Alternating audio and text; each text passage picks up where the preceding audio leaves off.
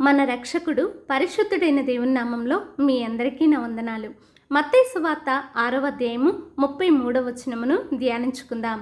మీరు ఆయన రాజ్యమును నీతిని మొదట వెతకుడి, అప్పుడు అవన్నీ మీకు అనుగ్రహింపబడును. ఈ లోకంలో మనం దేనిని గురించి చింతించడము దేవునికి ఇష్టం లేదు. ఎందుకంటే మనం ఆయన రాజ్య సంబంధులం, దేవుని కుమారులము కుమార్తెలము. ఆయన మనల్ని ప్రేమిస్తూ ఉన్నాడు. మనకు అక్కరగా ఉన్నవి దేవునికి తెలుసు. దిగులు పడుతూ భయపడుతూ మన ప్రాణములను ఆయాసపరుచుకుంటూ దేవునికి కేటాయించవలసిన సమయాన్ని, మన జీవితంలో కుటుంబంలో ఆయనకు ఇవ్వవలసిన మొదటి స్థానాన్ని మనం కోల్పోకూడదు. కాబట్టి దేవుని నీతిని రాజ్యాన్ని వెతికే వారంగా, అంటే ఆయన వాక్యానుసారం జీవిస్తూ నిత్య జీవాన్ని ప్రకటిస్తూ అనేకులను దేవుని రాజ్యానికి సిద్ధపరుస్తూ సమస్తమును దేవుని యొద్ద నుండి పొందుకుందుముగాక.